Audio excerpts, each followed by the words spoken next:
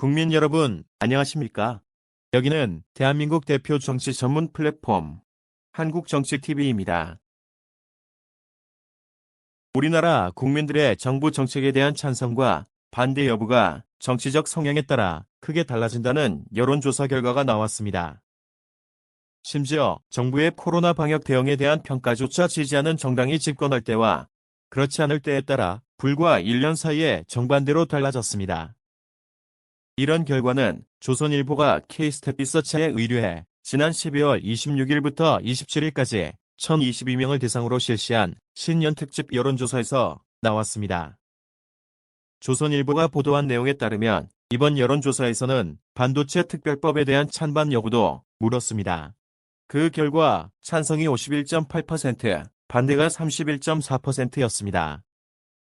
응답자들을 지지하는 정당별로 나눠보면 국민의힘 지지자들은 찬성 76.1%, 반대 12.6%로 압도적 찬성을 보였습니다. 그러나 민주당 지지자들은 찬성 27.1%, 반대 56.2%로 압도적 반대였습니다.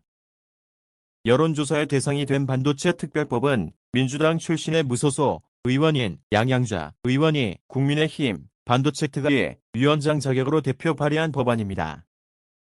주요 내용은 경쟁국가와 비슷한 수준으로 반도체 행정, 세제 지원을 해주는 것입니다.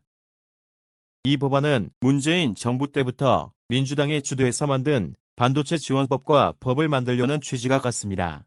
다만 지원을 조금 더 강화했습니다. 그럼에도 불구하고 민주당은 이 법의 제정에 반대했습니다. 민주당이 반대하는 명분으로 내세운 것은 재벌 특혜와 지방차별 등입니다. 그 결과 이 반도체 특별법은 애초에 법률안보다 지원의 정도가 크게 줄어든 내용으로 지난 12월 국회 본회의를 통과했습니다. 국민연금 개혁도 마찬가지입니다. 국민연금 개혁은 지난 3구 대통령 선거 때 여당과 야당의 후보가 모두 개혁에 동의한 것입니다. 그럼에도 여당과 야당 지지자들의 찬반이 뚜렷하게 나눠졌습니다. 전체 응답자 중 찬성은 36.2%, 반대는 56.1%로 나왔습니다. 국민의힘 지지층에서는 찬성이 52.1%로 반대보다 10.6%포인트 높게 나왔습니다. 그러나 민주당 지지층은 반대가 69.8%로 찬성보다 반대가 44.4%포인트 높았습니다.